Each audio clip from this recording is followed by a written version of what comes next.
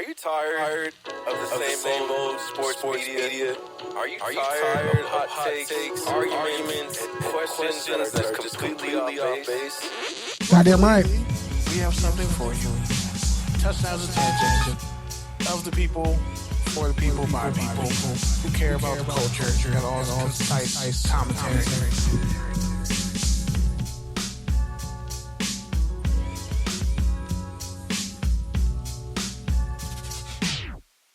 What's up, good people? Live from Hawthorne, California.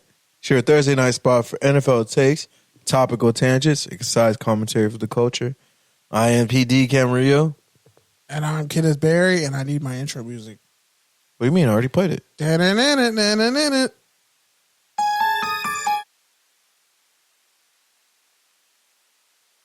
gotta pause it like you have asthma, and then you gotta. Oh, you can't let it. Hold on. There you go. There you go. You're getting it. Proud of you, young man. All right, so without further ado, let's talk about it. Thursday night football, Giants, Cowboys, field goal fest. My parlay hit, so yeah, shout out to the Cowboys and Giants kickers. CeeDee Lamb went off. Finally, I need 20 to one. 15? I had him in 2 fantasy leagues, so I definitely needed that. I hate NFC East football, bro. I just hate it. And Malik Neighbors went off. God damn it. Now I have to start him. I'm also playing CD in another league, so I also got my ass kicked in one league. I didn't start him. CD or Neighbors? I don't have CD. I have Neighbors. I didn't start him. Why wouldn't you start him? Because I didn't think he was going to get 12 catches for 100. Second or third round pick? What round did you get him in? I don't even remember, bro. It was an auto draft. It was probably like pretty high, bro. I don't know why you're not starting him. Because I know Daniel Jones' ass. They lost, and now I just have to start him and just watch when he gives me 6 points next week. I'm going to be hot. Still won't be as bad as Sky Moore. First off, he was the last pick of the draft. And he loved, and let's look at the light skin run. Hell, Juju Smith-Schuster caught a touchdown last week, bro. How was I supposed to know that? Juju Smith-Schuster caught a touchdown over Sky Moore, who isn't even on the team anymore, if I'm not mistaken. Actually, is. 23 points from Neighbors. Fuck my life. Well, the Cowboys won 20 to 15. Now let's rewind back to Monday night, where the Jacksonville Jaguars got their spines. They got spinal tapped. They got the back of their ear bit and their head shoved into a pillow. If you've seen Oz, they got not safe for work. They got booty warriored. Booty warriored. Booty warriored. Booty warriored. That's crazy. They got smacked until they apologized and said, "I'm sorry." That's how bad they got beat. They got beat so bad, they should really, Raiders games and Jaguars games need to come with parental advisory stickers. Because somebody's getting fucked. Whether it be a parlay, your favorite team, Trevor Lawrence stat line. He leads the NFL in turnovers since he's been in the league. Now, we can't keep blaming Urban Meyer's off the hook for what he did to Jacksonville. They just suck, bro. It's not even Doug Peterson's fault. They just suck. Trevor Lawrence just sucks. Trevor Lawrence is a bigger bust than Justin Fields. That's crazy. I said it. You know what? You know who's not a bust? Teddy Bridgewater. Bust. You know who was a bust? Trevor Lawrence. Where could Trevor Lawrence go? He literally has an entire offense built around him, and he still sucks. I mean, they can't draft a tackle to save their goddamn life. Cam Robinson just stays hurt. Their other tackle stays hurt. Anton Harrison got hurt. Trent Brown for the Bengals might have torn his ACL. I don't know, but He had a very nasty injury against the Commanders.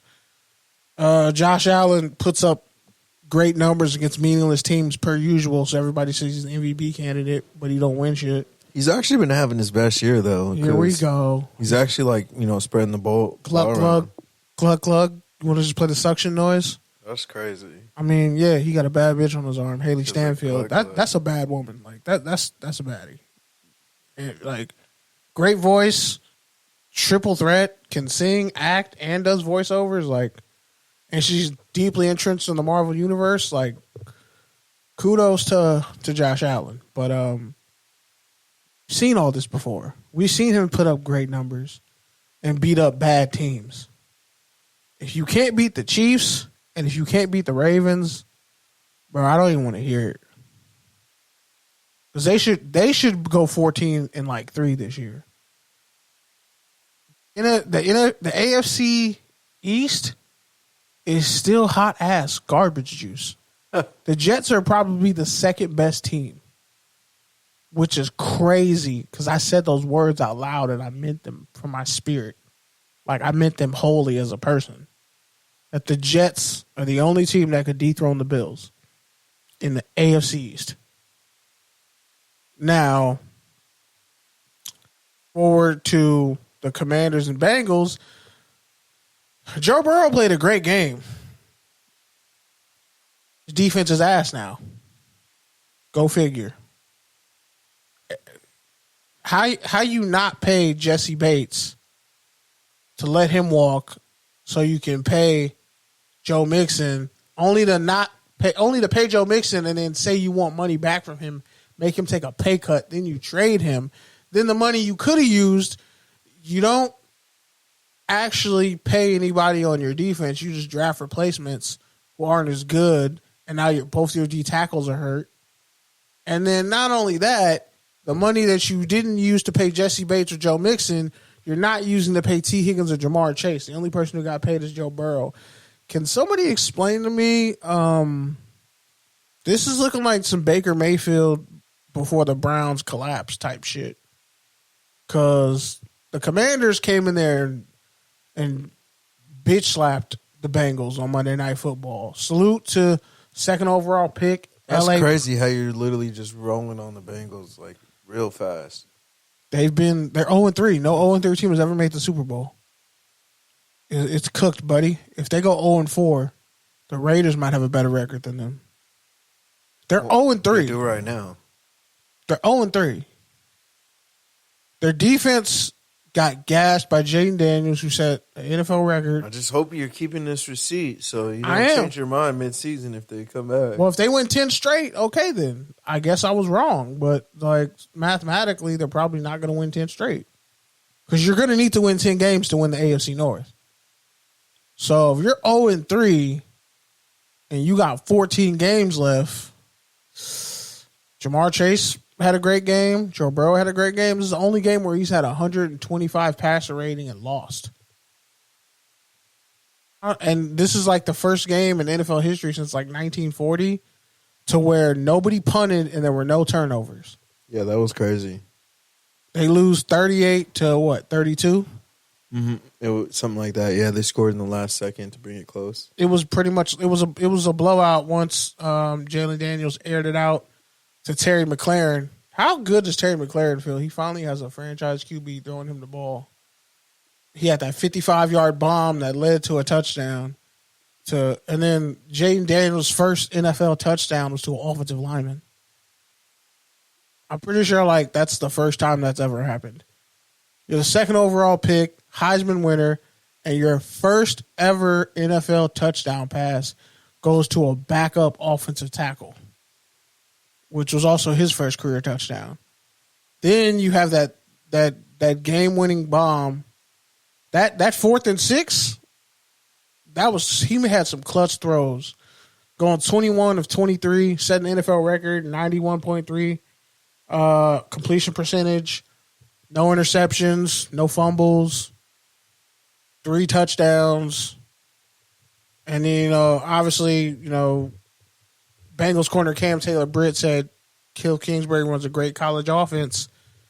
Yeah, but he also knows how to, utilize a system that makes quarterbacks look good. And that Cliff Kingsbury showed up, not the Cliff Kingsbury who was coaching USC against Notre Dame. So, like, this is the kind of offensive game plan that Kyler Murray goes, fuck, I wish we still had that. But, like, the Cardinals are actually looking pretty good, too, so it is what it is. Factor in that, Dave McLaren had 100 yards receiving and a touchdown. They got them the ball late. The Commanders now have 2 wins. They are 2-1. The NFC East is looking very interesting. Because if Jalen can stay healthy, if Jayden can stay healthy, and the run game, if Brian Robinson can just keep staying healthy, I mean, Austin Eckler got a concussion, but like, I'm going to make a bold prediction. The Commanders are going to be in contention for the last wild card spot. That's crazy. At the end of the season. The Bengals are a legit good team. They're not a bad team. They got their ass whooped by the Commanders. And really, if we're being honest, if the Commanders offense does that all season, the Commanders defense can keep them in games. So kudos to the Commanders and everything they got going over there, because they've actually been very impressive. You got to give them their props. Like, Jayden Daniels made a put his nuts on your face kind of play. He showed why he was the Heisman winner with that throw. That game sealing touchdown catch. That was like 50 yards or something. Like, that was impressive. Some other key things that happened week 3. The Falcons had the stupidest play calling possible, really all game, against the Chiefs, and they gave one away. It was funny because Raheem Morris was like, I'm not going to say nothing about the officiating because I like keeping my money. Then you got the Raiders laying the big. I thought they were going to put 50 points put on them at one point, but the Panthers beat the dog shit out of them. So David Canales could get his first win. They went 36-22. It wasn't that close. It was like 36 to 10 or 13 for a huge chunk of the game. It was a blowout. They gave up a 100-yard receiver, a 100-yard rusher, almost 200 yards rushing. Raiders look terrible after beating the Ravens, and the Ravens barely beat the Cowboys. So it's like a lot of these teams that are supposed to be good are not playing well. And It's definitely an interesting season for sure. the Bills are undefeated. The Chiefs are undefeated. Let's see who else is undefeated.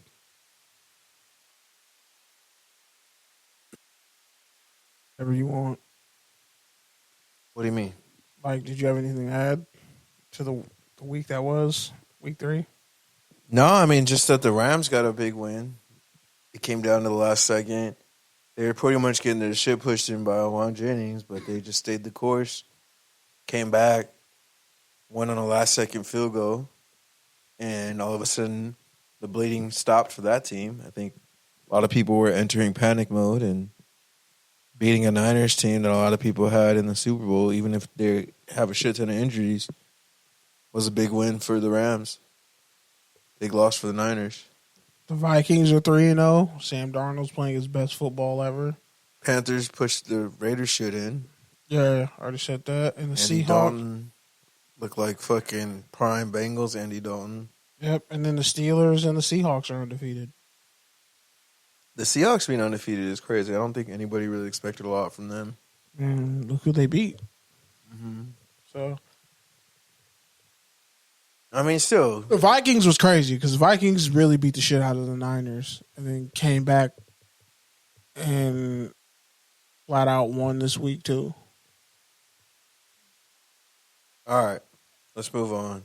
College football.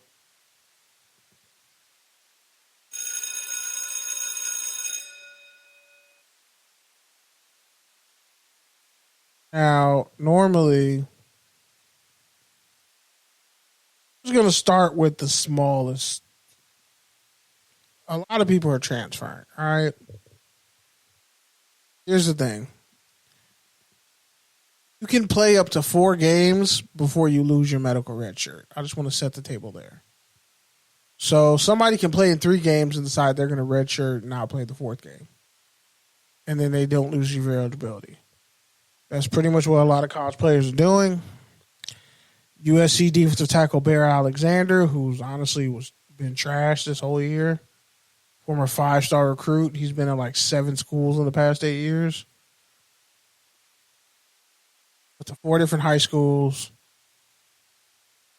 Went to 3 different high schools in Texas. Then he went to IMG. Then he went to Georgia. Then he ended up at USC, and now he's going to be in the portal.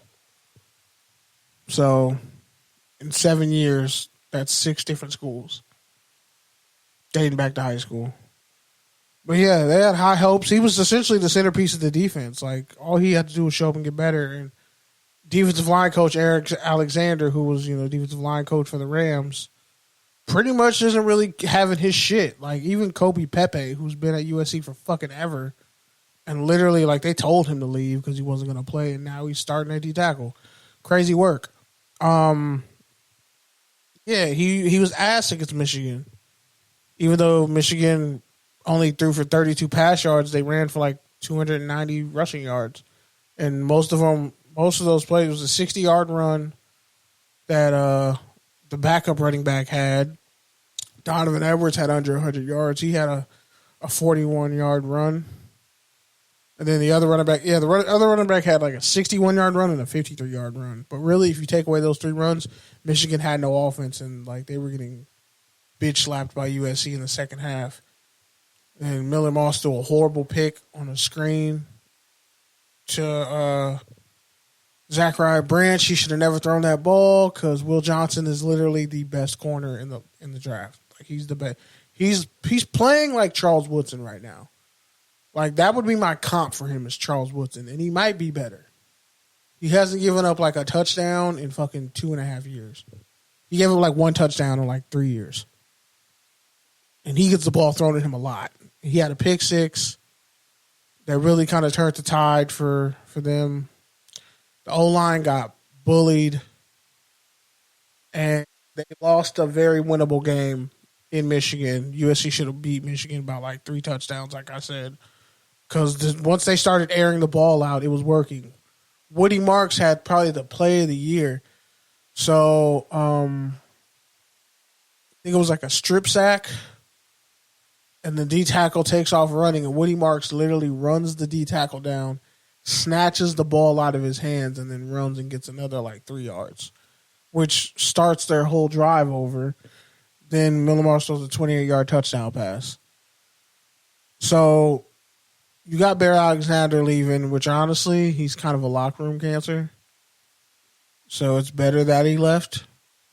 And I think you're going to see a very pissed off USC defense. Like, somebody might get ejected for just hitting somebody too hard. I'm dead ass serious. Eric Gentry is like finally playing like the NFL linebacker we all knew he could be at 6'6", 220, like what me and other bunch of people in LA media, even if you don't know all our names, we've been saying it forever, that Eric Gentry is like an elite weapon on defense, and he's great in coverage and can rush the passer, and so you should have him lock people up in coverage and send him off the edge because he's a fucking unicorn, and he's like, I think, near tops of the nation in tackles for loss, and he got a couple sacks, and he's playing great for USC's defense. And they're going to be playing against Wisconsin, which Wisconsin's going to run the ball at them. And Tyler Van Dyke can throw the football, but USC should beat these guys by like 28 if we're being real. They need to figure out how to implement Zachariah Branch into this offense, because I'm telling you, if he has a really bad year, he'll hit the transfer portal. And you know where he's going to go? Ohio State or Texas, because they know how to develop NFL receivers. This dude has too much ability. It's like watching Percy Harvin all over again. But it's like but he's not really a running back like that. But like the receiving capability of a Percy Harvin and explosion, and they only have him running bubble screens. Like you need to be having him run 9 routes, posts, corners, like sluggos. Like he doesn't have a full route tree, and you can tell. But the routes they're running for him don't make any sense because if you have a 6'6" Deuce Robinson and a 6'4", I'm forgetting his name. He caught a touchdown. Jacoby Lane. Those guys are getting you the ball 20 yards downfield, and they're 6'4" and 6'6". They're really unguardable, and they're only sophomores.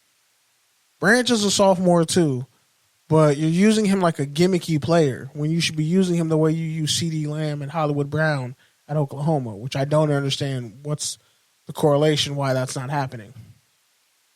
And that's going to be a problem. USC's offense is now the Achilles heel of this team, which is crazy when you think about it. Because last year it was all about the defense, but the defense is playing at an entirely different level, dare I say, playing close to a national championship playoff team caliber level. Like, they're not giving up any pass plays. Like, when your defense gives up 32 yards passing and you lose, that's crazy. So, USC will be playing Wisconsin at home this week. Should be very interesting.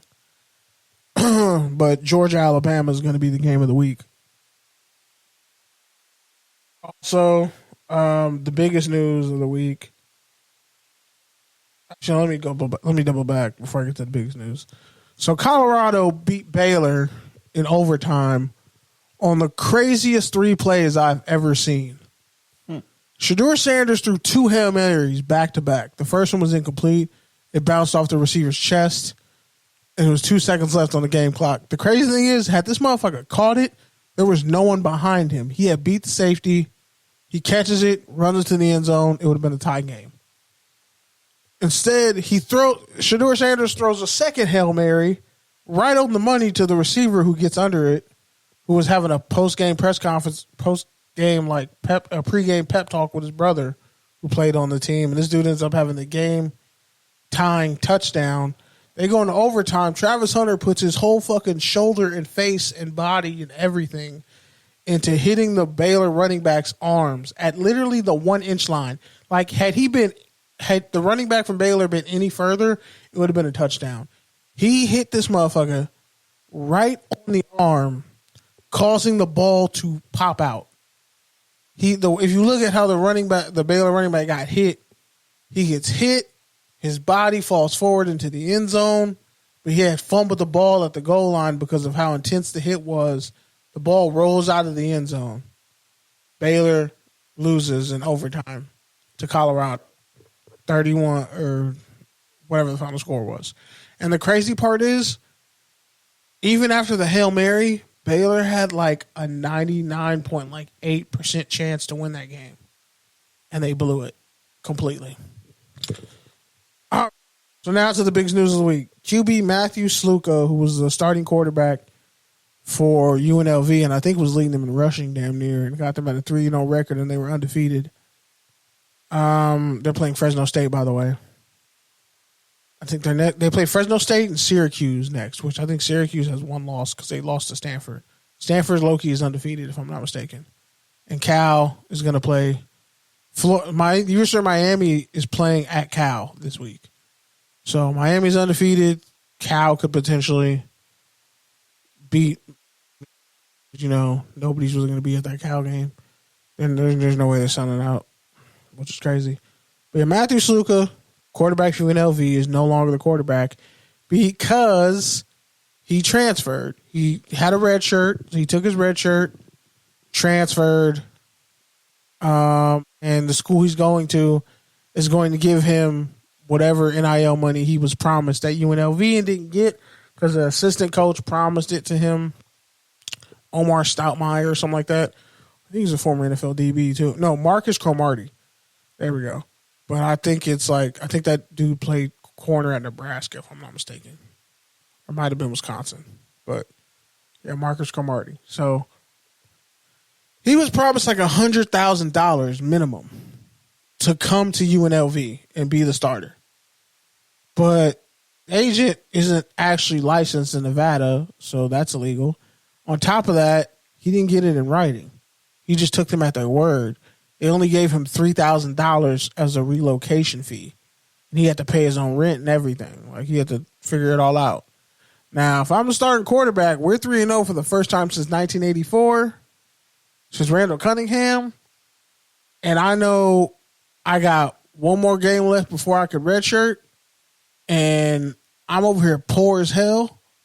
When you promised me $100K and now you're like, oh, we might pay you $3K a game. And now the coach Barry Odom is like, I no such recollection of whatever. And now people are at school saying he wasn't promised that money and it wasn't legally, like, it wasn't a legal agreement. So he's like, screw you guys, I'm going home. So he ate his red shirt and now he will transfer. He will go do some training, some quarterback training to get ready. Because he came to UNLV like in the spring. He didn't even get a full off season to learn the playbook, but he had them undefeated. And he was, I mean, I think he was completing like 52% of his passes or some crazy shit like that. But like, he was sparking their offense and he helped them win against Kansas and some other key games. So former quarterback Doug Brumfield talked about it. And a lot of the people on the team are like, screw it, he's gone. I guess they didn't like him anyway. And people are saying he's a terrible person for what he did. Personally, none of you motherfuckers would go to your job and work for free. And you wouldn't accept like a promise. Like, you wouldn't accept a promise to get paid and then have no paperwork to substantiate that. And then now it's time for you to get paid and you're like, oh no, we only paid for your relocation fee. We're not actually going to pay you anything. You're just going to work. How would you feel? So in this age of NIL, and it's only a big story because it happened at UNLV, because I'm pretty sure it's happened at Georgia and other places where dudes thought they were going to start and they didn't. You know, now it has the whole world ablaze because the Mountain West and Pac-12 are fighting each other in court and all this other crazy shit. UNLV is now fighting this, and it's like, y'all could have just paid him the money. Could have just made good. Like, the SEC bagmen make sure players get paid. Say what you want. If you reneged on what you were initially going to do, and you were only going to give him like $85,000, but you agreed on at least $100K. His value, his NIL evaluations went up. His agent has tried to get him more money and really fumbled that bag.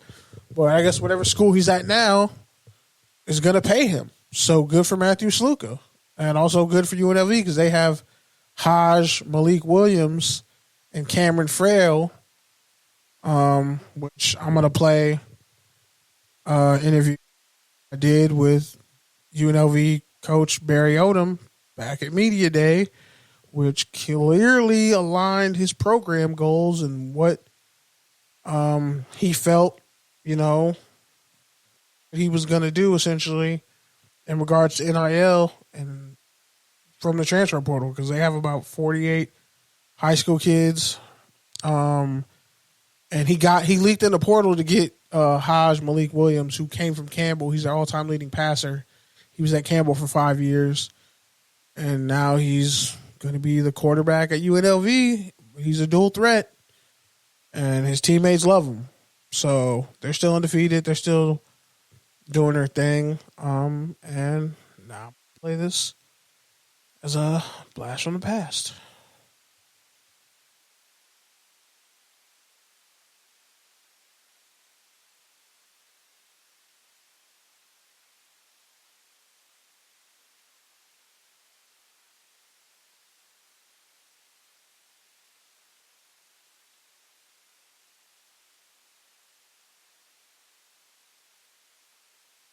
Should be connected. I don't know why it's not working.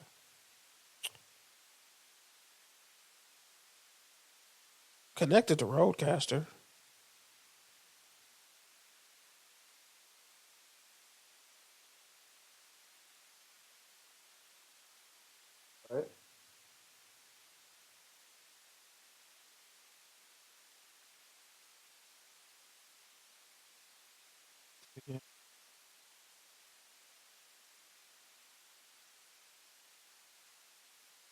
Trying it again.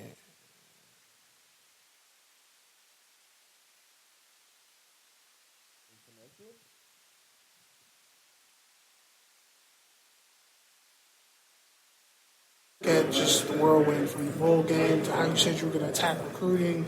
Jordan leaves, you go out and get more transfers. Go ahead and Brumfield's still here. What is it?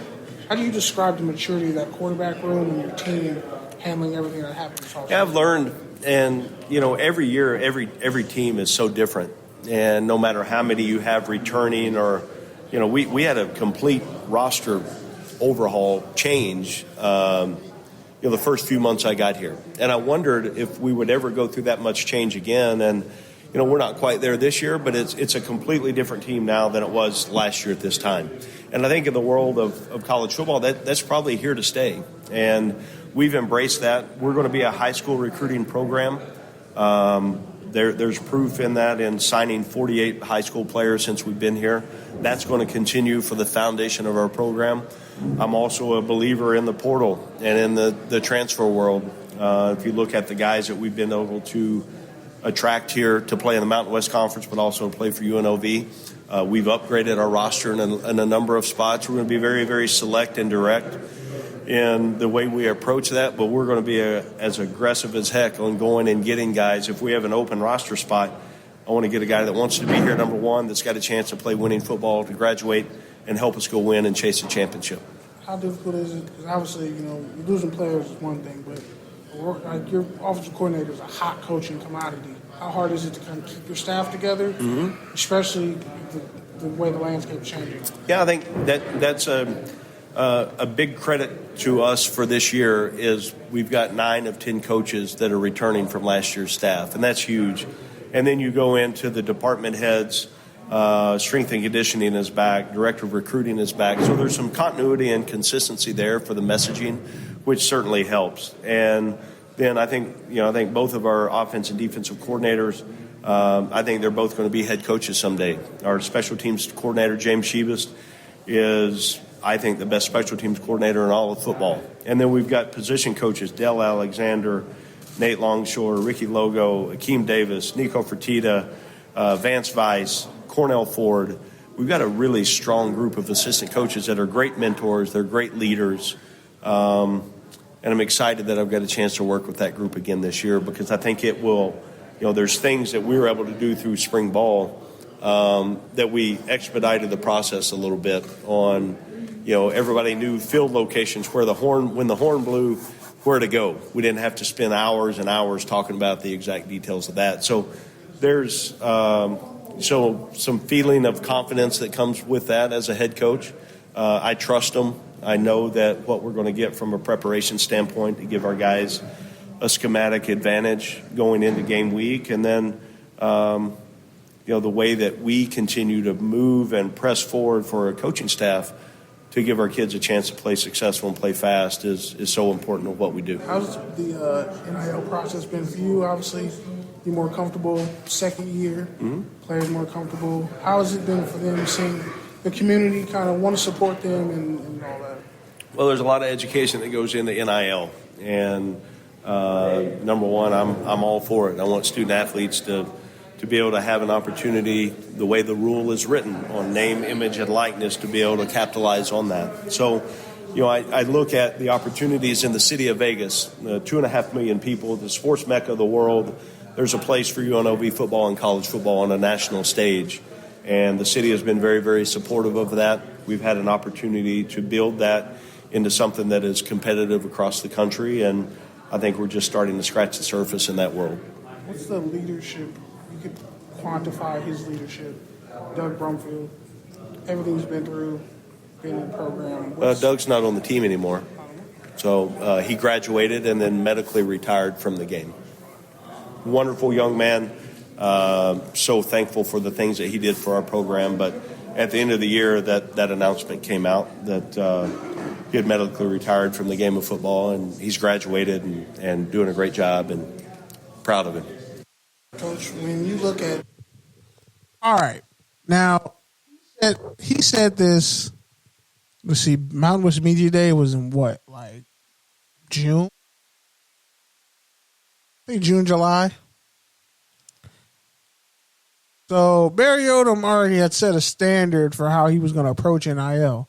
Now, mind you, Jade Maava left, went to Georgia, then went to USC. Doug Brumfield retired. He had a spinal injury. He had an arm injury. He broke his fucking neck. Sarah kid could throw a ball 80 yards. He was real skinny, and he got injured, and it just didn't work out. But I'm happy for him. He's doing this thing in Vegas. So Barry Odom had to already replace 2 quarterbacks. Cameron Farrell was there the whole time. He was Mountain West Player of the Year. That's how long Cameron Farrell's been there. He's a senior now. And then you bring in the senior QB from Campbell University, Haj Malik Williams, who's their all-time leading passer and a real dual threat. So who are already picking sides? I'm just going to say, if you're 3-0 and you have a QB who's doing that, somebody should have just done right and paid the kid. Because if he gets hurt and doesn't play the rest of the season, he still has to pay rent. He's on the outs now. So really, get things in writing, especially in NIL this age. See what else with college football. Talk about this week's games. There's a lot of key matchups this week. Already talked about USC, Wisconsin. We talked about Georgia, Alabama. Did you? Did you pick a team? I didn't hear you pick a team. I think Alabama wins that. I don't trust Georgia. Carson Beck is mid as hell to me. On top of that, I think Tennessee is one of the 4 best teams in the country after they beat Oklahoma. Which, by the way, got Oklahoma State, Kansas State. Kansas State got clapped. I told y'all, I said it on this program last week. I said BYU is going to mess around and beat the dog shit. They're like 28-6 in all their night games like the past 4 or 5 years. They got Baylor this week. They're probably going to beat Baylor badly. They're undefeated. Arkansas and Tamu. Arkansas. Louisville and Notre Dame. That's going to be a good one. 15 and 16. Notre Dame needs this. They need this. But Louisville, they already beat Georgia Tech. I think Louisville has something going. They got some juice. And this could be, if Notre Dame loses this game badly, I can see Marcus Freeman getting fired. Notre Dame could Tyrone Willingham him. And you remember how Tyrone Willingham got done at Notre Dame. Illinois and Penn State, 19-9. That's huge because they're both ranked. Illinois had that huge win against Nebraska. Penn State really can't afford to lose this game. Illinois wins this game, you're in the driver's seat for the Big Ten title. We got a de facto Pac-12 game in Washington State and Boise State.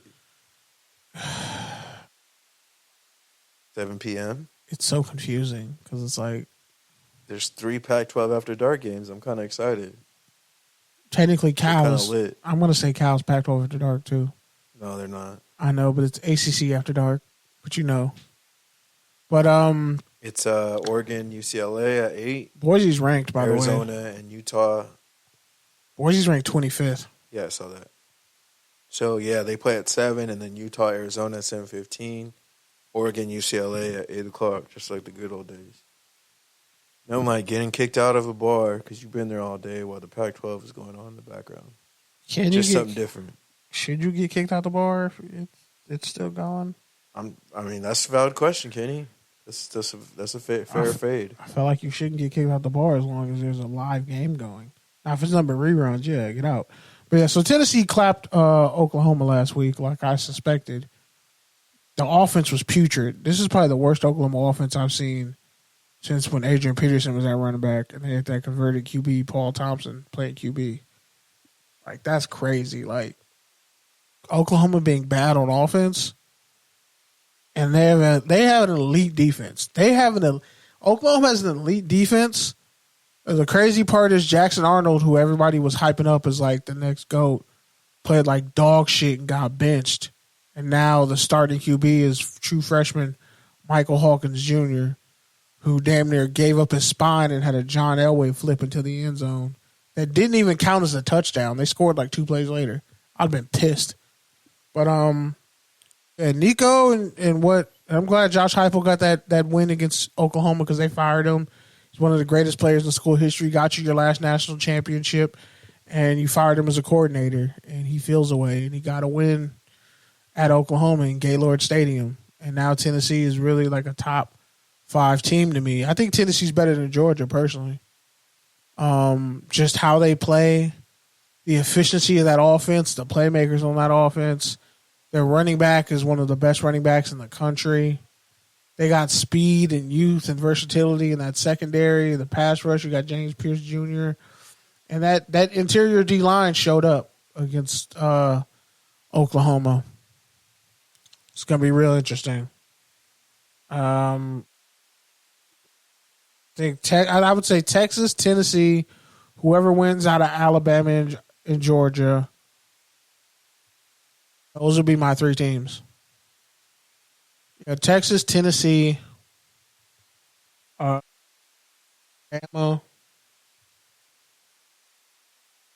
Ohio State. But UNLV and Missouri are right there. There's like 7 SEC teams in the top 10. And Mizzou almost lost to Vanderbilt. They had to win in like double overtime last week. So, like, Ole Miss is a problem. Miami's ranked 3rd. Some people have Miami ranked 3rd, but Ohio State. This is a real problem. Indiana's also undefeated. They're like 4-0. Their head coach, who, when I asked him a question at media day, he swore on live television. That was crazy. But he was the former coach of James Madison. Oh yeah, James Madison set a program record with 70 points against North Carolina. They were winning like 53-10 at halftime or some crazy shit like that, which was already a program record for points. And they got paid like almost a couple $1 million to go to Chapel Hill and beat the shit out of North Carolina. James Madison is here as a football program, and they will be respected. They won 70-50. Yeah. That was a crazy stat. Also, Utah skated by Oklahoma State.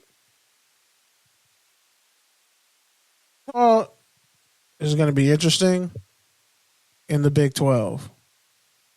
Because if they can get by like 2 more good teams, they're probably going to run the table. Just on, sheer it's Utah. They just find a way to beat everybody. Even though they haven't won a bowl game in like 6 years. Yeah. I asked Kyle Whittingham that. They don't win a bowl game this year. He's retiring. Just go ahead and tell me all that right now. I think that's it for me for college football. Because we got some other stuff in Fade or Fair. But we'll get to that when we get to that. All right. Take your tangent.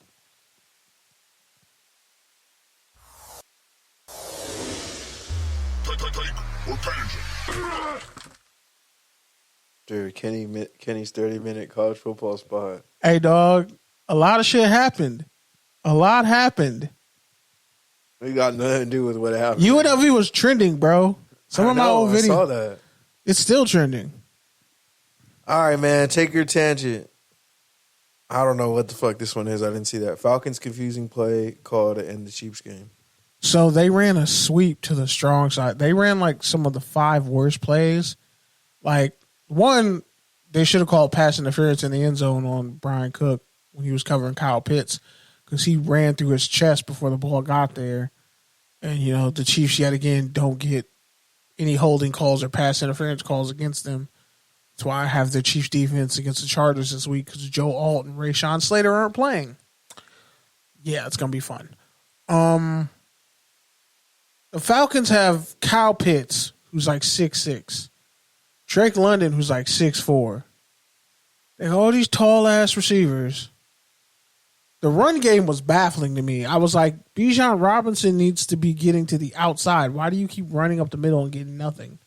And then on 4th and like 4 or 6 or whatever, how do you not throw it to one of your big-ass, tall-ass receivers? How do you not throw a fade route to Kyle Pitts? They got bailed out on like 3 calls, and then they got a makeup call in the second half for that pass interference, and you don't throw it to Kyle Pitts? And I'm not just saying that because he's on my fantasy team, but he's 6'6", and he's fast as shit. And he can get up there, and like he almost had a touchdown like in the first half. And it's like, I don't know if Kirk Cousins, because he was getting a lot of pressure in his face. I don't know if he's fully back from that Achilles. I mean, you can't keep losing close games like this. You could have beat the Chiefs.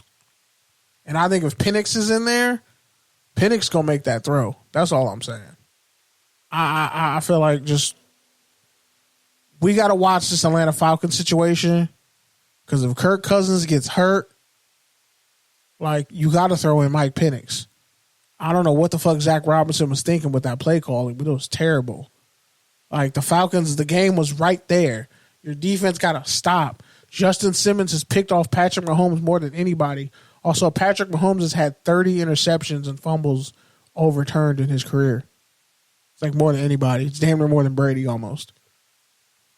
He keeps getting penalties overturned, interceptions overturned due to quote unquote penalties. That's all I got to say about that one. All right, moving on. FEMA designates this Pittsburgh Stadium, MetLife Stadium in New Jersey, Lumen Field in Seattle, Raymond Jones Stadium in Tampa Bay to be emergency shelters. And SoFi could be the 5th. There's also like a huge like tropical storm that I think is elevating, because Mississippi's flooding and a couple other places. Florida's definitely flooding. They showed a bridge where it's like that whole bridge is flooded. I'm like, you could get swept into the ocean. You shouldn't be on that bridge. So I live in California. Like, earthquakes are going to happen. Nothing you can do about that. But a tropical storm, bro, no, I'm good.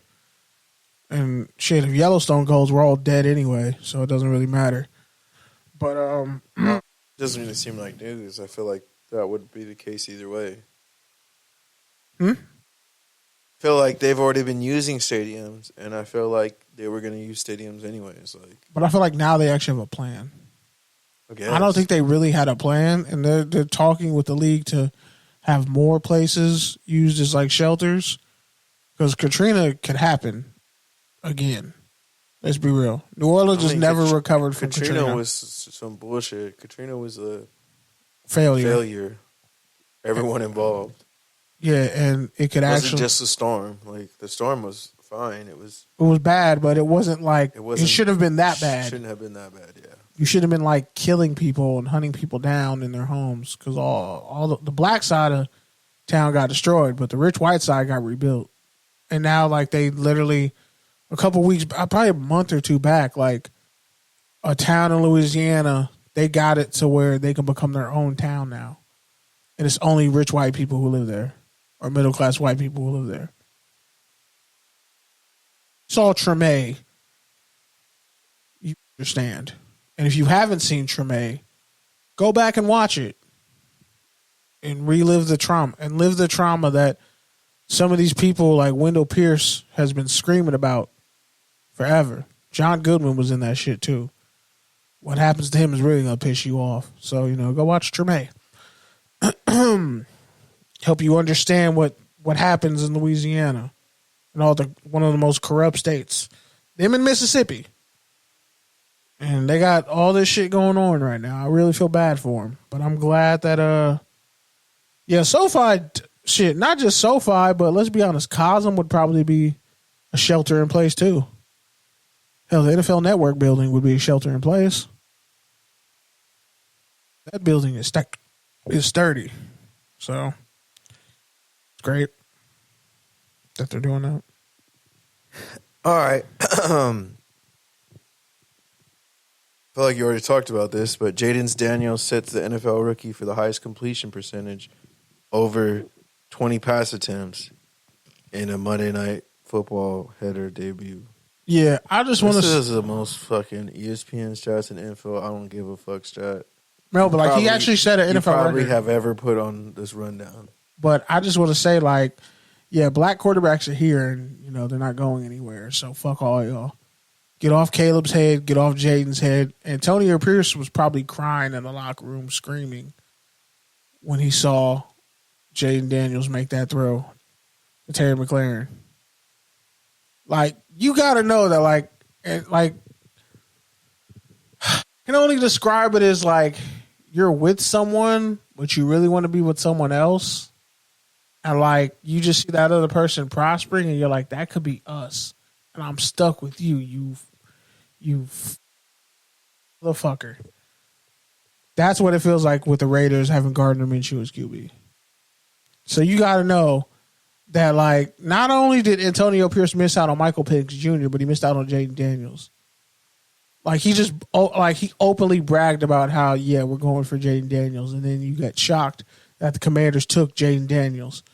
Maybe because the chances of him be going that low were always kind of low, but they didn't Penix even was try to seen trade as up more realistic, and they could have traded up and got him. because the Titans weren't going to take anything but a tackle. It's crazy. And they probably could have got the same tackle at 13. They would have. Honestly. They would have traded back up Yeah, because the Falcons wouldn't have took a tackle.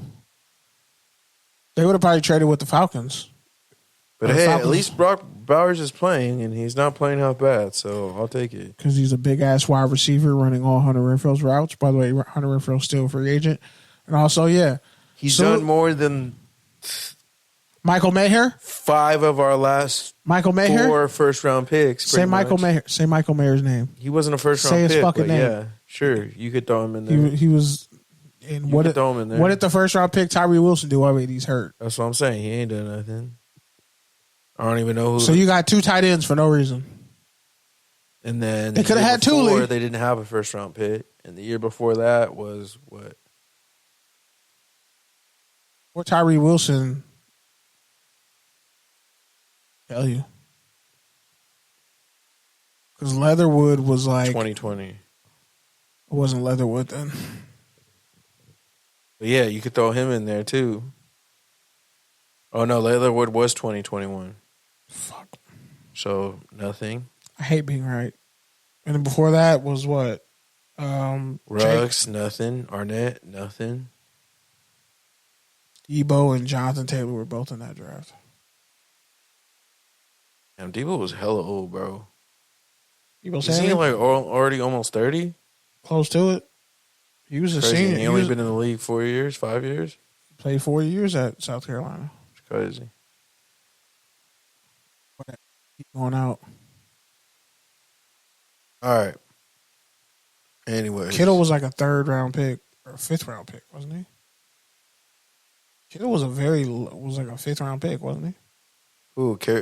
George Kittle? Was he a 3rd-rounder or a 5th-rounder? He was a 3rd or 4th rounder. Red Warner, 3rd-rounder. But no, Brendan fucking Parker. Really? I just brought up that stat to just say the Raiders are dumb. All right, touchdown or turnover. Antonio Pierce saying certain Raiders players made business decisions in the loss to the Panthers. Turnover.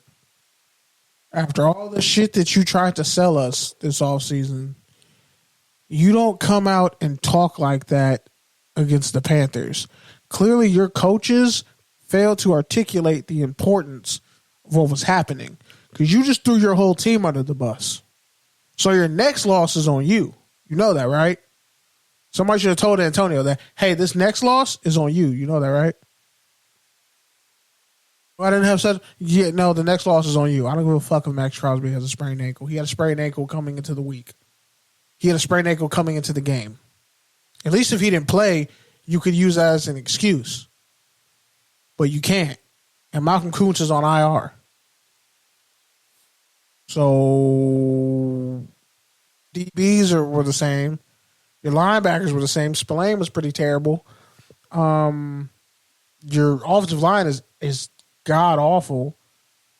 Alexander Madison's looking like the best free agent signing since Justin Tuck That's crazy. or Nick Roach.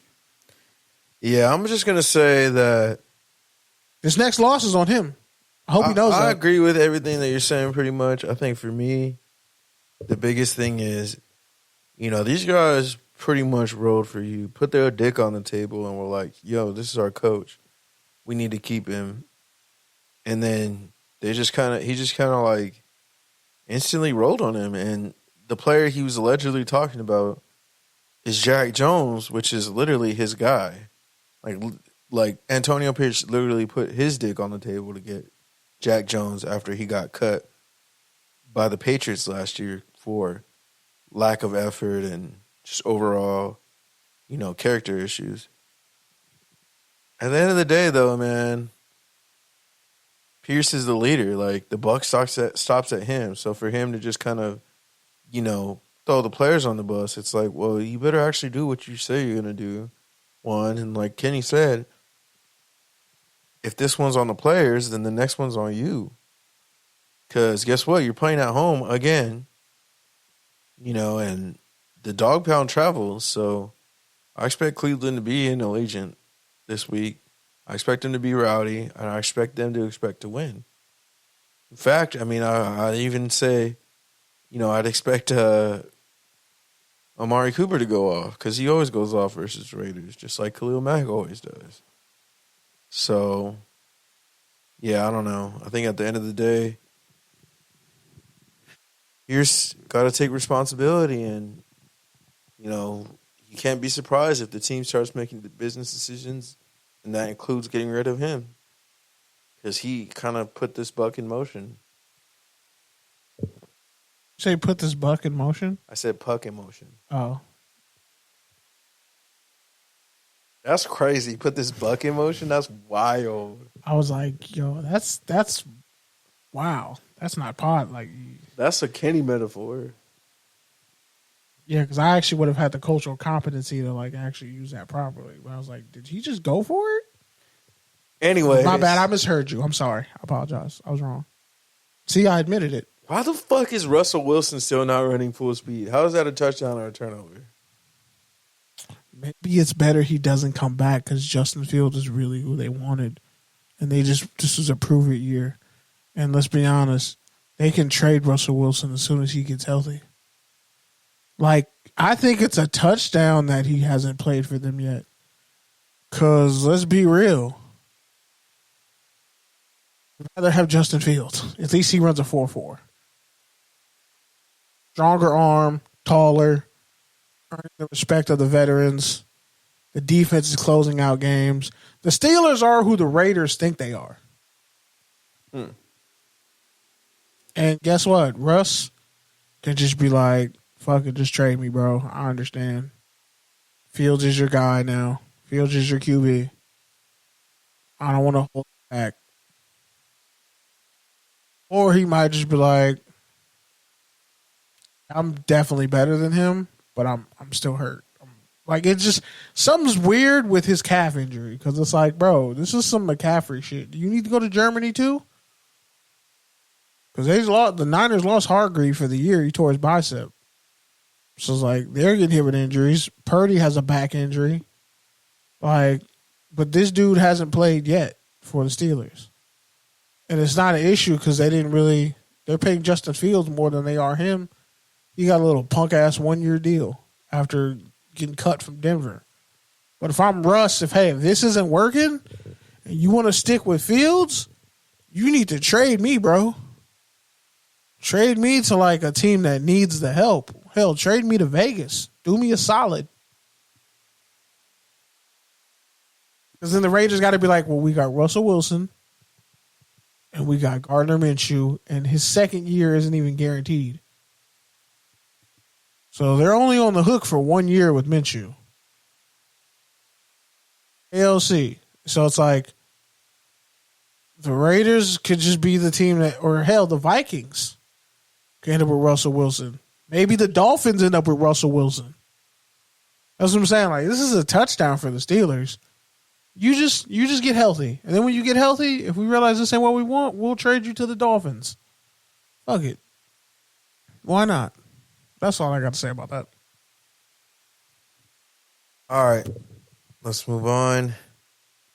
Richard Sherman called out Travis Hunter, said he's bland and boring as a receiver. He's more of a cornerback at the next level. Hunter called out Sherman and said for him to stop talking shit. Touchdown or turnover? I think it's a touchdown. Plus, Deion Sanders set it up to where him and Travis Hunter talked. I think Deion probably said, you know that's a potential Hall of Fame cornerback. You tell him not to talk about you. Right? Pretty much. If he says you suck as a receiver, it's probably because he knows you suck as a receiver. So maybe your ass should stop playing and just admit you're a corner. Because you're going to fuck around and hurt your draft stock. Because I'm taking Tatoria McMillan as my number one wide receiver. Fuck everybody's face. So let's look around college football. You got Zachariah Branch, totally underused. Isaiah Bond at Texas, who's probably going to be a first-round receiver. Sarkisian knows how to produce his receivers. Say what you want. He knows how to develop offensive guys. Look how many dudes he sent to the league from Washington. He made Jake Locker a fucking top 10 pick. Secondly, let's look at, I don't know, Ohio State. They got receivers. They got Jeremiah Smith, who might be the best receiver in the country. Then you look at Alabama.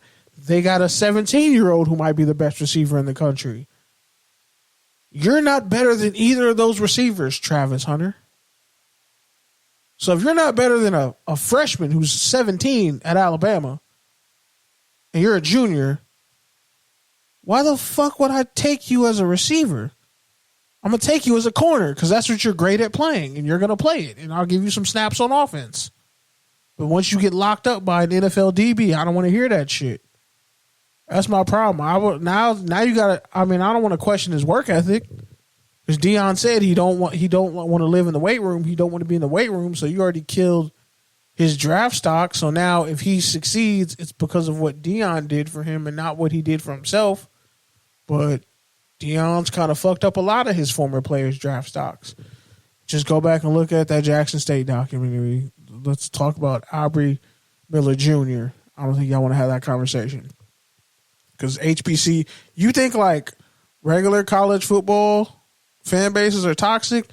HBCU football Twitter and that whole space on the internet is just slave trauma and toxicity. It's bad. Damn, the Dodgers just clinched the division. They beat the Padres. Fuck the Padres. They still play the Padres in the opening round though. But yeah, they'll probably end up losing in the second round to somebody. They always do. But fucked up my parlays. And that kid sued him too for the 50-50 ball. He sued Ohtani. But yeah. No, he sued someone else who took it and gave it to Ohtani. Oh. Because there was like a bad scramble. I thought he had the ball in his possession. So it hit like one of those areas that's not like a seat. That's like a little like eating area. Yeah. So the dude whose table that it hit like underneath is the one suing the guy who was like 2 rows in front of him who reached back and tried to scramble and grab the ball. That's the guy who gave it to Ohtani. But possession is 9/10 of the law. So you kind of fucked up. He's suing him for like $50,000 or some shit. You're not getting that, buddy. Possession is 9/10 of the law. You got to actually have the ball to sue. But yeah, I'm glad that Travis Hunter and Richard Sherman talked, because Richard Sherman probably broke that dude's game down in like 5 minutes to him on the phone. Homie, I was one of the best quarters. And he complimented Travis Hunter. He was like, Patrick Peterson should have got way more money than he did. Peterson got robbed. He's a Hall of Fame corner. Generational talent. I look at Travis Hunter and I'm like, he thought Pat Surtain was going to break the bank for corners, but he kind of really didn't. But like, he's like, Travis Hunter could get $30 million. He could be the one to get to 30 as a corner. He ain't getting there as a receiver. So yeah, I mean, that's not talking shit. What CBS and a bunch of other outlets and other people are doing is talking shit. But like everybody can see that this dude is a natural corner. But he won't let go of that dream of playing receiver. And I think Deion really got to talk to that man. Like, bro, you can go top 5 as a corner right now. And guess what? A top 5 corner can be a bust on one team and a Hall of Famer on another. If you go from team to team to team as a receiver, they're not going to put you on defense because you're not playing it. They're not going to waste a roster spot on you. Like, his stock is higher at corner than it ever was at receiver. So, yeah, I think that, you know, I'm glad that they had a chance to get on the phone and talk. Because Sherman ain't no dummy. You know what he's talking about. Sometimes, to your point, you just got to listen, bro. Like, feedback is a gift. Not every gift is great. Not every gift you're going to put out and display and be proud of. But, you know, sometimes you just got to take it with a grain of salt. You know, like you said, he's not a nobody. He's not somebody who doesn't know what it takes to play at the highest level. So if that's his feedback, like, I know he's not the only one who feels that way, like you said. So it's kind of like you're taking the bait with maybe Richard Sherman because maybe you expect him to be different because he's a player, you know, or whatever you expect, black man, whatever. But it's like, not calling out all these other media people on College Game Day and shit that have been saying the same thing for 2 years, 3 years. So, I don't know, like, it's just kind of convenient to take a shot at someone who can actually help you. That makes sense. Yeah. All right. Real quick, just a couple more. The Chargers signed Jalen Reagor to their practice squad. Touchdown or turnover. Why is this on my rundown?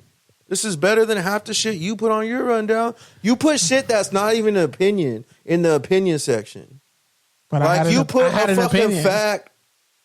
Bro. I had an opinion on it. If you got a 15-minute opinion, it's not really an opinion. It's more of a dissertation. I'm just letting you know. About why the Raiders are If you got to spend 15 minutes setting up why you put this shit on the section of the rundown, that defeats the purpose of the game. The game's supposed to be quick fire.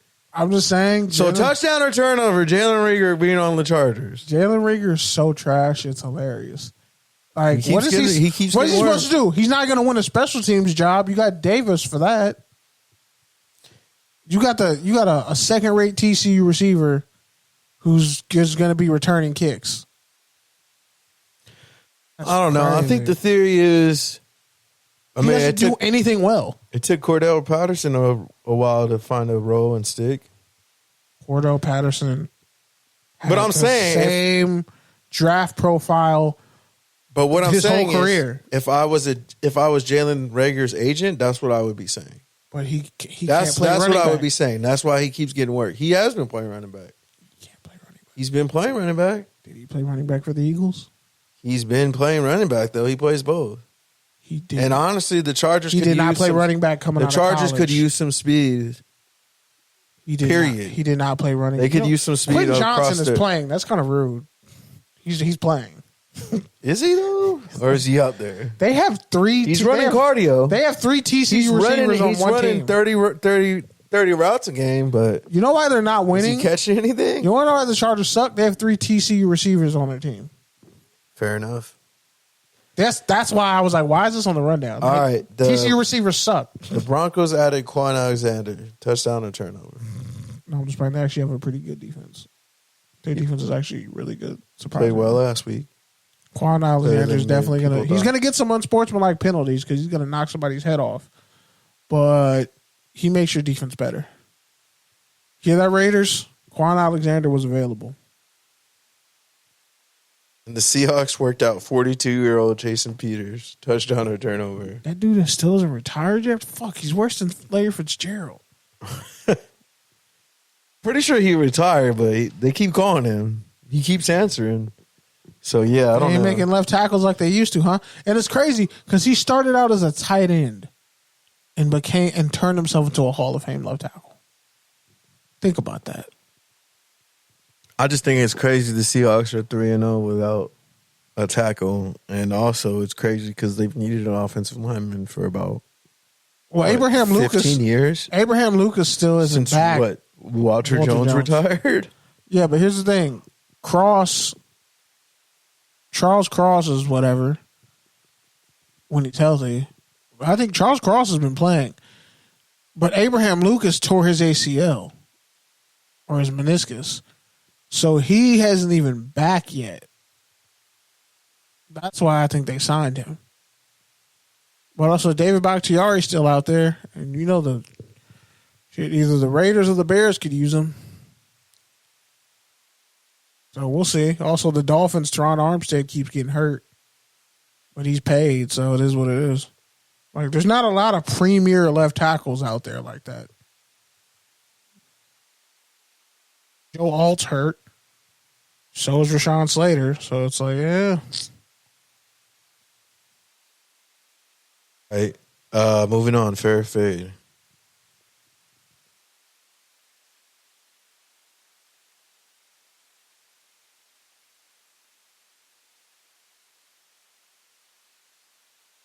I thought you were gonna. I thought you had the rundown. I did. I thought you were gonna announce it. All right. Pac-12 brings in Utah State from the Mountain West. Now they're up to 7 teams. Fade or fair?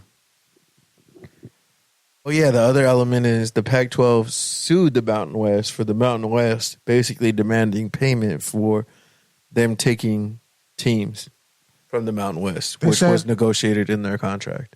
They're like, we're only going to take, because it was a scheduling agreement with Oregon State and Washington State, and they won't be a part of the conference. And they're like, we'll pay you for the first team, but we're not paying you more than $1 million for the second teams. And they're like, no, if you poach our teams, you're paying us for all our teams. And the schools are going to pay us exit fees for leaving. Because that's really fucked up to do that, because you're literally leaving after this year. You're not waiting until 2026. You're leaving after this year. So fuck you. Yeah, pay us. And honestly, because I think there's still one more lawsuit pending, and it's probably they're about close to a judgment. I'll play my interview with Mountain West Commissioner Gloria Navarez next week.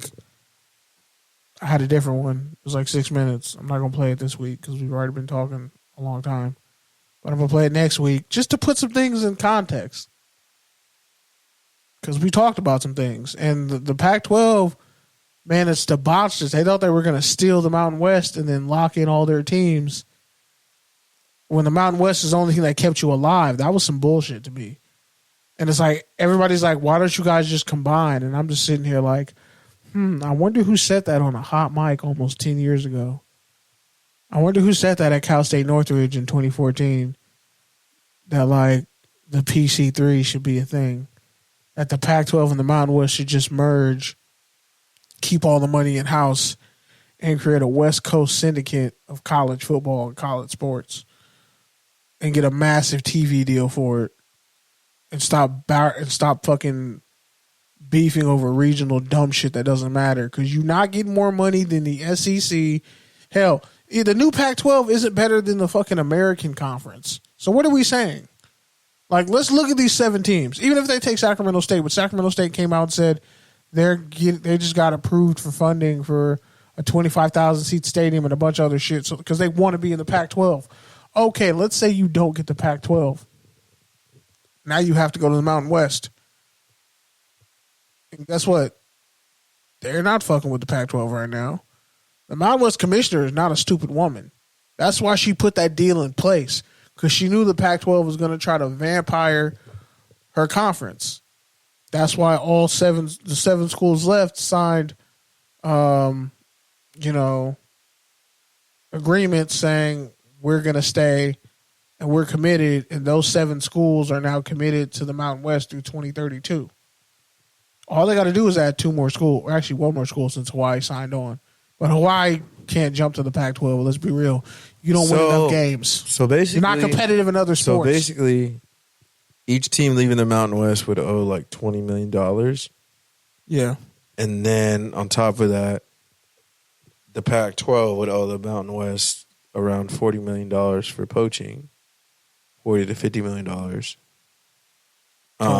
Which still It's like nothing, yeah.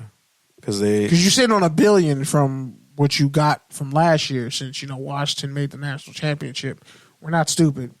Pac-12 won a lot of their bowl games in their last season, so let's not act like the Pac-12's innocent here. Like, how do you fuck up 2 conference takeovers? First, George fucked up.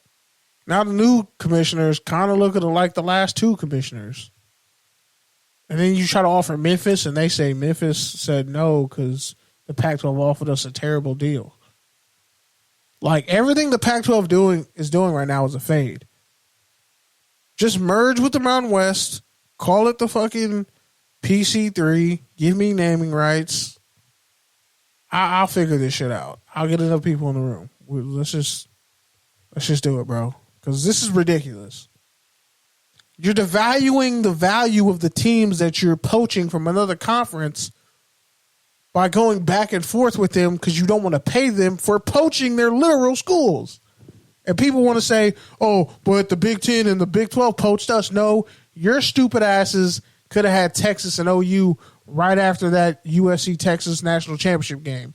So miss me with that bullshit. And then when you saw Boise State, Utah, and TCU all top 10 in the fucking AP poll, you decided, hey, let's not work a deal out with the Mountain West. They surely could have used it. So, like, let's not act like USC didn't almost lose to Fresno State when Reggie Bush ran for almost 500 all-purpose yards. Yeah, so Pac-12's on bullshit. So with this. pretty much the Pac-12 got about $70 million last year from the 10 teams that left, and they got another about $190 million committed based off future revenues, meaning that basically the other schools are going to pay another $190 million, so basically like $19 million over the next 10 years, so like $2 million a year, some shit like that. So yeah, I mean, that's all money that the Pac-12 can use to recruit schools. So pretty much whatever they're going to have to pay to the Mountain West is just kind of light work. But yeah, I think, as you said all along, and I've agreed with as well, is at the end of the day, college football is a regional sport, and so I think it makes sense for the 2 conferences to combine, especially since most of them are pretty much at the same competition level. Like, most of them are going to be going for the same recruits. Like, regionally, it just makes sense for TV deals. Like, everyone's going to be playing within pretty much the 2 time zones.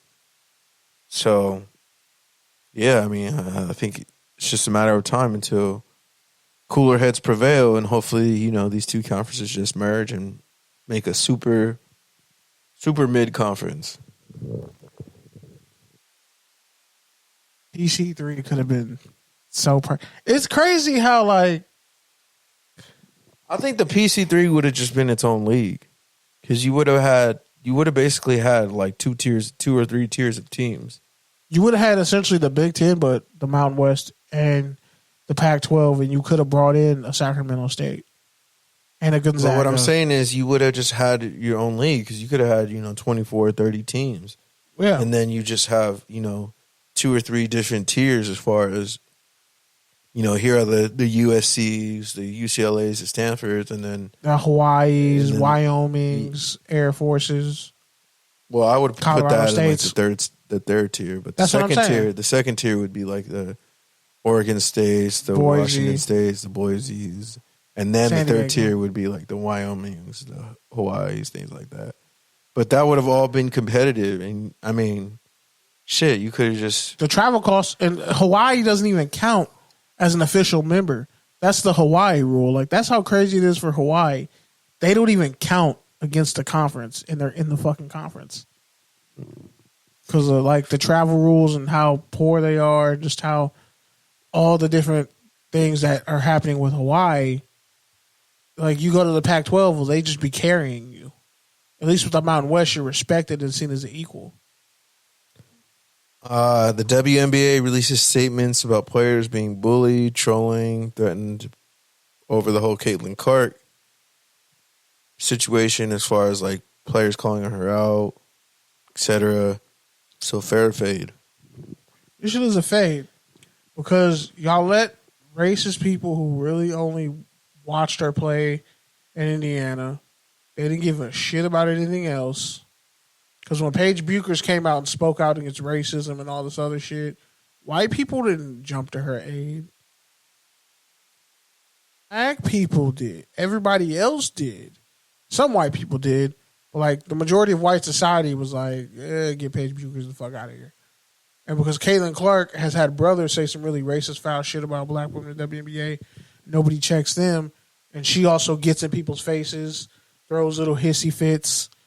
I'm telling you, it's only going to take one time for her to get punched in the face for, like, this shit to change. Because somebody going to swing on Caitlin Clark and make contact, and then people are going to be calling that people are going to be treating whoever punches Caitlin Clark worse than they treated Ray Rice for hitting his wife. That's literally like players on the Chicago Sky have been called thugs, mercenaries. They should be banned from the game. Nappy-headed hoes, all kinds of wild shit. There was AI porn of Angel Reese in college. She even tweeted out because her coach, Teresa Witherspoon, got fired. And she's like, the media benefited off this. They made me a villain just to prop up Caitlin Clark when they could have propped all of us up and just promoted basketball and players. Instead, they wanted a great white hype. She didn't say great white hype. But they essentially wanted this, and I get death threats every day. But Caitlin Clark can just go about her merry day. You're asking, like, we don't. Even Brittany Griner was like, some of these, these are people I compete against, but these are my friends too, and they're all getting death threats, and they don't want to say it, but it's all behind one little ass white girl, who she's a great hooper, but like, let's not act like she hasn't also, benefited from all this negative press that everybody else is getting, and she can say she doesn't want to, but when she did speak up, it was really kind of pointed and calculated. It's like, you're not speaking like a Paige Buchers who just denounces all that bullshit. She's like, it's basketball. Like, why are y'all being racist as fuck? Like, this is not the kind of fans we want. But now they're also realizing, racist people spend their money too. Racists have probably more money. That's a good point, Kenny. Misogynistic people probably have the most money, so you got to deal with it. But but again, you know how I feel about white women in charge of shit, especially when it comes to diversity and race. Why are you in charge? If like your brother, son, cousin, and everybody else are fucking school shooters, what makes me think you are equipped to handle this? The mother, the daughter, the cousin. Like, you probably know a fucking school shooter.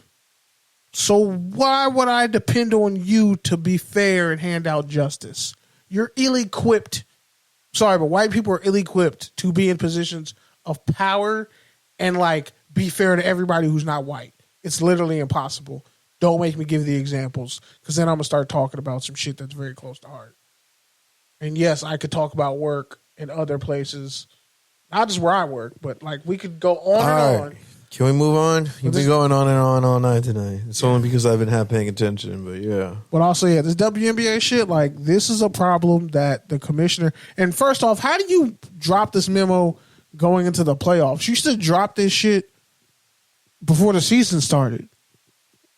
They didn't even try to get in front of this. So, if a WNBA player gets attacked by some crazy racist-ass fan...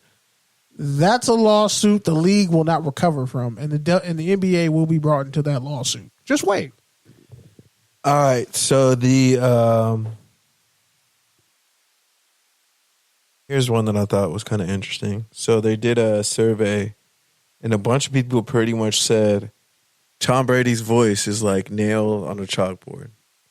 Fair or fade? Do you hate Tom Brady's voice?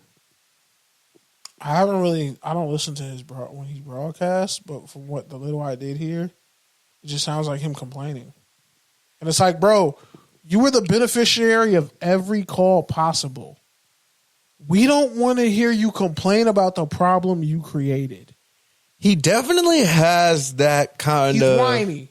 Yeah, he definitely has that kind of get off my lawn, like things aren't the way they used to be kind of approach. Pissed off coach. And then you factor in the fact that he's, was born in California, has lived in Massachusetts for a long time, settled down in Florida. Glad you didn't say the Bay Area. Settled down in Florida, and then settled down in like Vegas.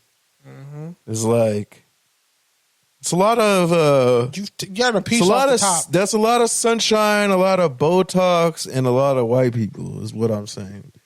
So he kind of has that like. Yes, his wife is more white. He kind of has that like. It's a nice way of saying this. You're privileged and complaining from the front. He has that Floridian kind of like tech bro-y, kind of like, Cambridge kind of like douchey attitude. Like he's kind of got it all. Like he's kind of a douche. Like he's kind of doing the same thing the WNBA commissioner is doing. So I think people are just like, he's been so nose to the grind, head down, whatever fucking euphemism you want to use on football for the better. They called him a supermodel. Saying he's one of the best looking men in the world. He's been. All right, can I say you've been talking all day? I was gassing up your point. My bad. Sorry, I was just talking all night. Man. I was hyping up your point. I'm sorry. The point I'm trying to make is like he's been just kind of like someone you hear from when he's hoisting up the Super Bowl trophy, basically for the better part of 20 years. And with the way the Belichick and Kraft kind of kept everything under wraps in that organization, nobody's checking for Patriots fucking press conference archives like that. And the roast. So it's like, you didn't really hear Tom Brady. And now that people are hearing him and they got to hear him for 3 hours straight, they're like, yeah, he's kind of annoying. And it's like, maybe you just don't really know your heroes and maybe you shouldn't meet them. So for me... Get Greg Olsen back. ASAP. So for me, I think it's fair to not like his voice, but I also think it's kind of fake because it's like, y'all have been glazing this man for 20 years. 30. And now you're just looking for any reason to like hate on him. And as someone who's been a Tom Brady hater for the better part of 2 decades, it makes me sympathize with him almost. It's like, what? Bro, you just expect him to be perfect at everything? Like, people really just expect him to be perfect at everything. Like, but if anything he should be good at is, like, Tony Romo is probably a better announcer. They said he's been training. Analyst. They said he was doing this in the behind the scenes last year. So he's been putting work and time in. Like, shout out to Kurt Warner. That's all I'm gonna say. But yeah, shout out to Kurt Warner. Shout out to. I don't think Kurt Warner was talking about him when he was talking about. I know, but I'm saying Kurt Warner's just a great analyst. I think he was talking about like the people on NFL Live and shit. No, I'm saying That's what he was talking about. Kurt Warner's just a great NFL analyst. For sure. Kirk Herbstreit. Like, there are people who are great analysts and explainers. He was almost a great high school coach. Phillip Rivers is a great high school coach, apparently. All right, let's get to the rants. Drew Brees was terrible as an announcer. Let's get to the rants. Shout out to everybody universally hating Eric Adams. Oh, yeah, I forgot that one. That's a good one. Go ahead. Cook on that.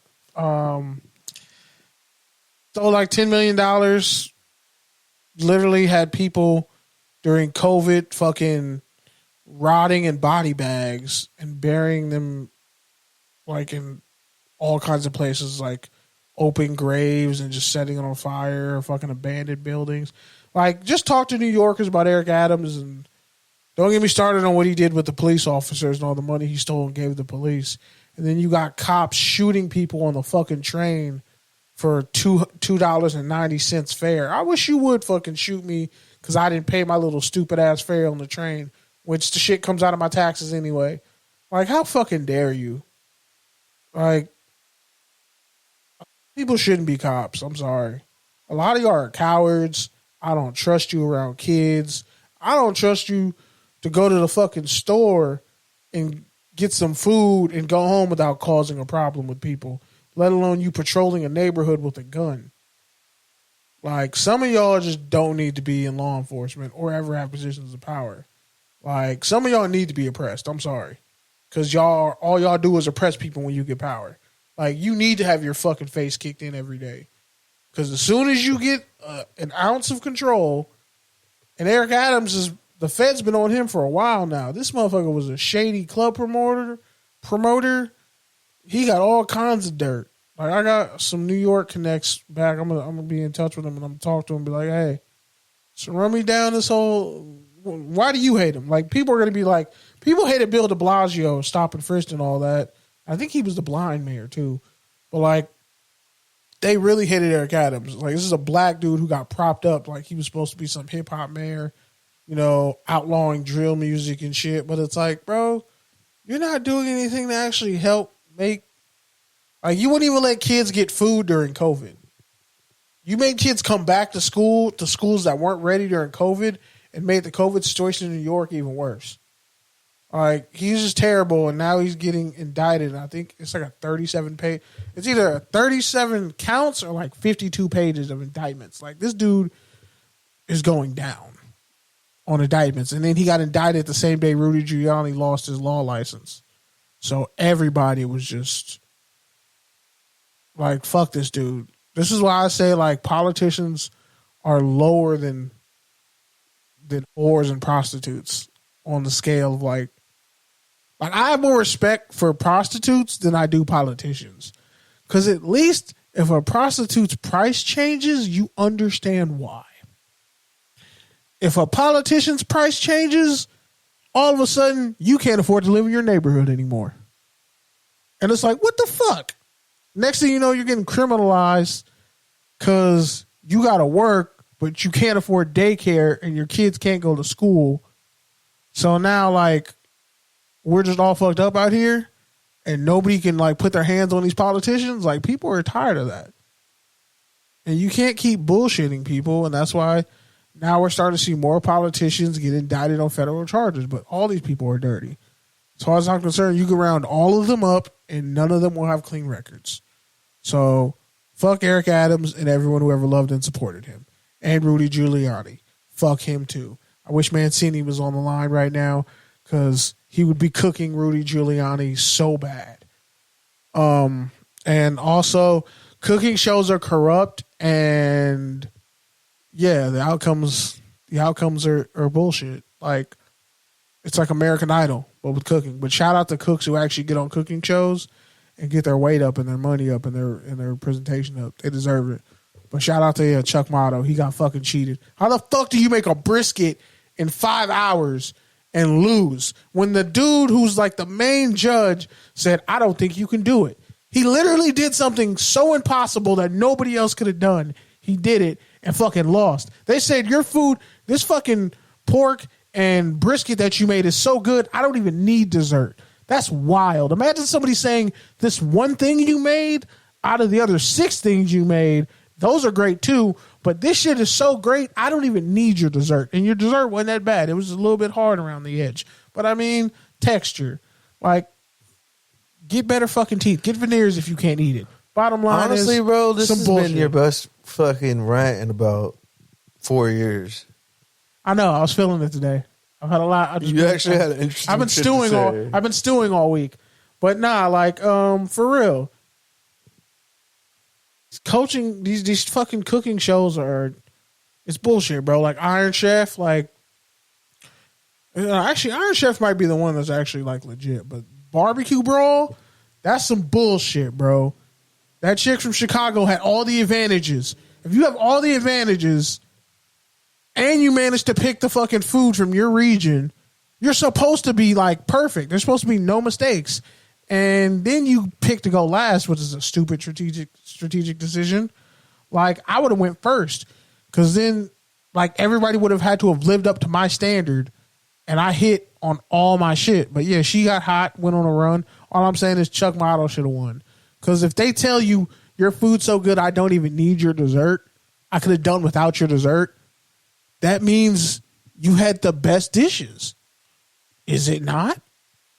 I'm just saying, what the fuck are we doing here? I just think it was bogus, and I think all these cooking shows are predetermined. I can tell you who's going to win within the first 5 minutes. It's some bullshit. Shout out to my nephew. He kept me up and on my toes babysitting and really taught me a lot about myself.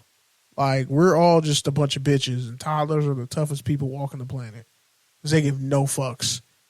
I literally had a staring match with his 3-year-old child because he wouldn't get out of the fucking kitchen. He just sat on the floor and looked up at me for 8.5 minutes and would not get up. Hugged me and, but he tested my gangster. Like, whew, kids, man. That's all I got. All right, so for me, this past weekend, what the fuck did I do? Oh, yeah, that's right. I went to Newport to check out the Raider game at a Raider bar. Of course, there was no seats, so we went next door to Baja Sharkies, which had a bunch of drink specials going on. We had a good time. The food actually was pretty solid. Breakfast burrito, shout out to that.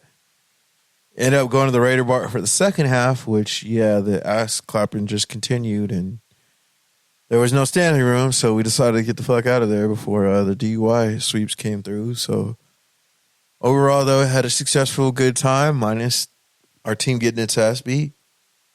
Other than that, man, I guess I'm going to Topgolf for the first time Saturday. So interested in checking that out.